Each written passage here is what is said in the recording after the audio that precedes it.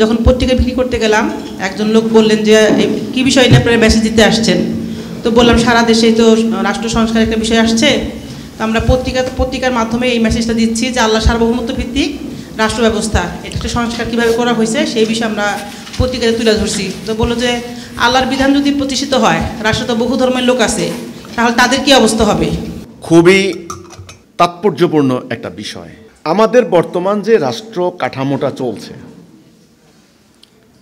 এটার একটা আদর্শিক ভিত্তিটা হলো গণতন্ত্র, এর মধ্যে বলা হয় ধর্মনিরপেক্ষতাবাদ, সেকুলারিজম। এইবারে সংস্কারের যে কমিশন প্রস্তাব দিয়েছে, এখানে ধর্মনিরপেক্ষতাবাদ বাদ দিয়া তারা এটার সঙ্গে যুক্ত করেছে বহুত্ববাদ, প্লুরালিজম। এই যে বাদ মতবাদের এই যে জটিল সমীকরণ, এগুলো কিন্তু সাধারণ মানুষের বোধগম্যের বাহিরে। ধর্মনিরপেক্ষতাবাদ কি? তারা মনে করে যে আমি হিন্দু, আমি স্বাধীনভাবে ভগবানের পূজা করব, মন্দিরে যাব।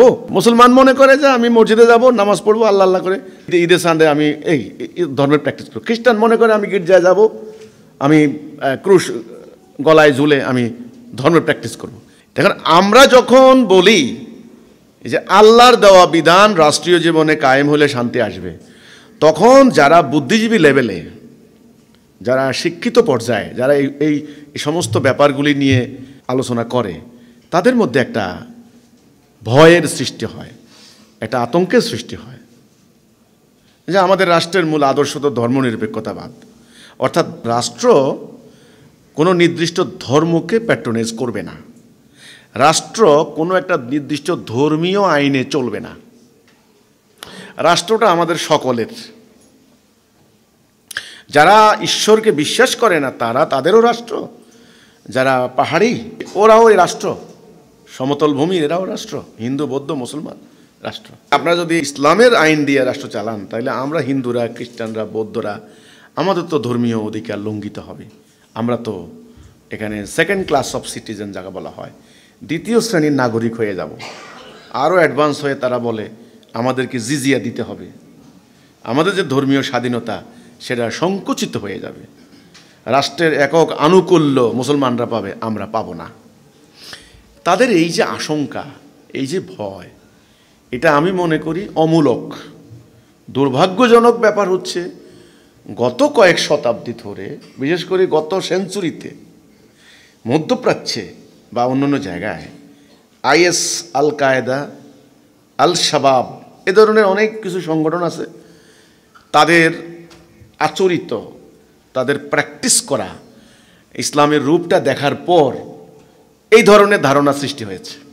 কিন্তু আমি মনে করি যারা অন্যান্য ধর্ম বিশ্বাসী আছেন, আপনারা শান্তির আশায়, ধর্মীয় স্বাধীনতার আশায়, মানবাধিকারের আশায় আপনারা এতদিন ব্রিটিশের আইন মেনে চলেছেন। সেটাও তো একটা আইন, আপনারা মানছেন। আপনারা তো নৈরাজ্যের মধ্যে থাকেননি, আইন ছাড়া একদিনও থাকেননি। আমাদের প্রস্তাব হচ্ছে ওদের আইন বাদ দিয়ে এখন আল্লাহর যা বিধান সেটা মানেন।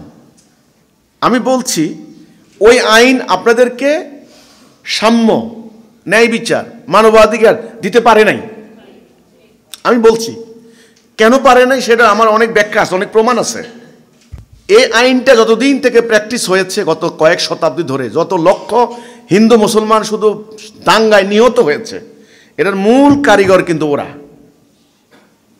যত হিন্দুদের বাড়িঘর, মন্দির, খ্রিস্টানদের গির্জা, খ্রিস্টান বিশ্বাসীদেরকে ওরা হামলা যতটা হয়েছে, সেটা নজিরবিহীন। আল্লাহর বিধান মানার ক্ষেত্রে এটা ধর্মনিরপেক্ষতার নীতি কিভাবে লঙ্ঘিত হয় আমি তো বুঝতেছি না। আপনারাও আল্লাহ বিশ্বাস করেন, ঈশ্বর বিশ্বাস করেন। খ্রিস্টানরা বিশ্বাস করে ঈশ্বর, গড। হিন্দুরা বিশ্বাস করে ভগবান, মুসলমানরা বলছেন আল্লাহ। অর্থাৎ একজন সর্বশ্রেষ্ঠ শক্তিমান, অল মাইটি, সর্বশক্তিমান সত্তা। সেই সত্তার প্রতি সেজদা অবনত হয়, পূজা করে, প্রার্থনা করে, বিনীত হয়। গির্জায়ও যাচ্ছেন, মন্দিরেও যাচ্ছেন, প্যাগোডা যাচ্ছেন, মসজিদে যাচ্ছেন। তাহলে এক স্রষ্টার প্রতি, একটা স্রষ্টাকে তো আপনারা সবাই স্বীকার করছেন। এবং পরকালে, এই কালের পরকালে আপনাদের অসৎ কাজের জন্য, খারাপ কাজের জন্য নরক বাস করতে হবে, হেল, জাহান্নাম। এরা সবাই তো বিশ্বাস করছেন, খ্রিস্টান, ইয়াহুদি, মুসলমানের তিনটা, হিন্দুও করে কিন্তু অন্যভাবে। তিনটা প্রধান ধর্মের লোকেরা কিন্তু ইব্রাহিম আলাইহিস সালামকে তাদের ফাদার অফ দ্য নেশন তারা বিশ্বাস করে, জাতির পিতা বলে বিশ্বাস করে। উম্মাত মিল্লাত আবিকুম ইব্রাহিম, খ্রিস্টানরাও বলে, ইয়াহুদিরাও বলে, মুসলমানরাও বলে।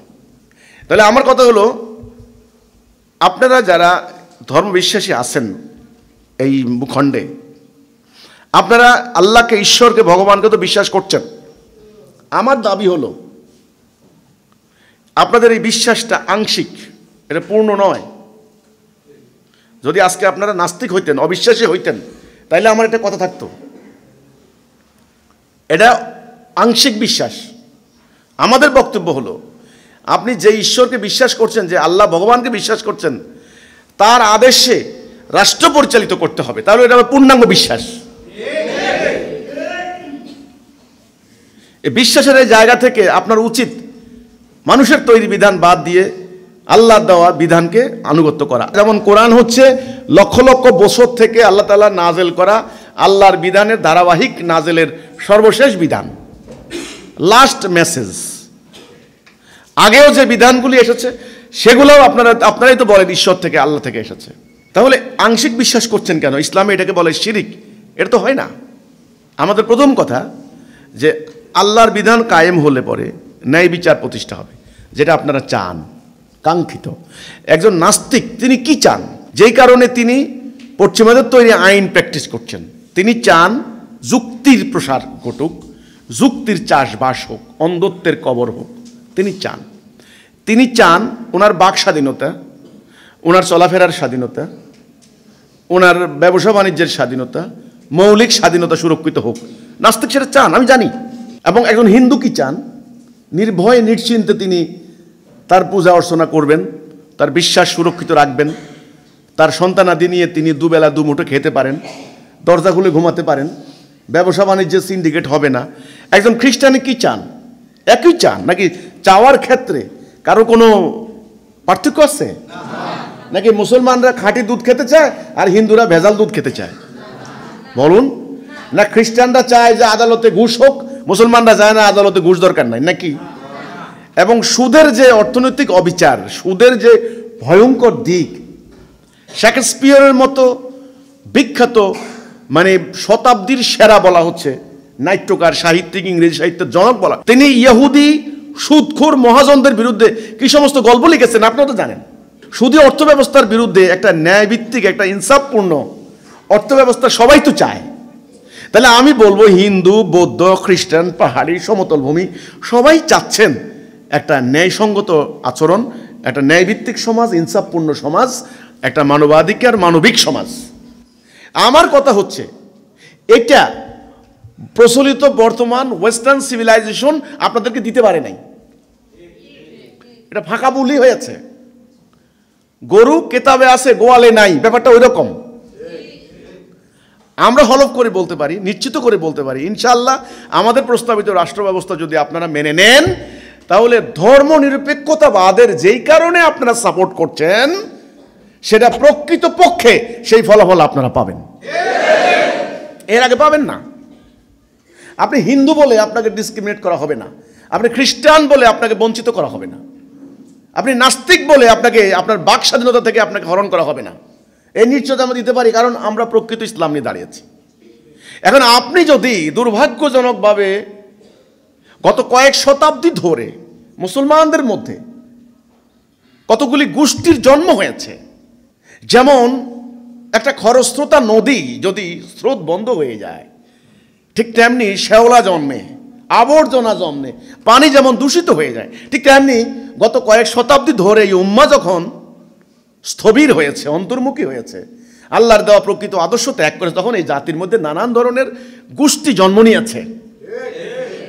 এদের উগ্রবাদী কথাবার্তা, এদের সাম্প্রদায়িক কথাবার্তা, এদের অযৌক্তিক অবৈজ্ঞানিক কথাবার্তা, এদের পৈশাচিক আচার আচরণ, এদের চৌর্যবৃত্তি, এদের ডাকাতি মনোভাব, এদের লুণ্ঠন, লুটতরাজ, এগুলি দেখে আপনারা যদি ইসলামকে জাজ করেন, ইসলামকে জাস্টিফাই করেন, আপনারা যদি মনে করেন যে এই ধরনের সংগঠন এটাই হলো প্রকৃত ইসলাম, তবে আপনারা ভুল করছেন, ওটা ইসলাম নয়।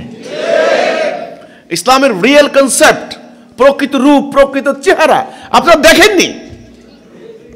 ইতিহাসের পাতায় যেগুলি আছে সেগুলিও পরিকল্পিতভাবে বিক্ষিপ্ত করা হয়েছে, টুইস্ট করা হয়েছে পরিকল্পিতভাবে। আমি হলফ করে বলতে পারি ইনশাআল্লাহ আল্লাহ দেওয়া জীবন ব্যবস্থা আপনারা অন্তত একবার সমর্থন করেন না, দেখেন না। আপনারা যেই কারণে ধর্মনিরপেক্ষতার নীতিকে কায়েম রাখতে চান, আপনারাও জানেন ধর্মনিরপেক্ষতার নীতি ঈশ্বর প্রদত্ত নয়, ঐশী নয়, আপনারাও জানেন।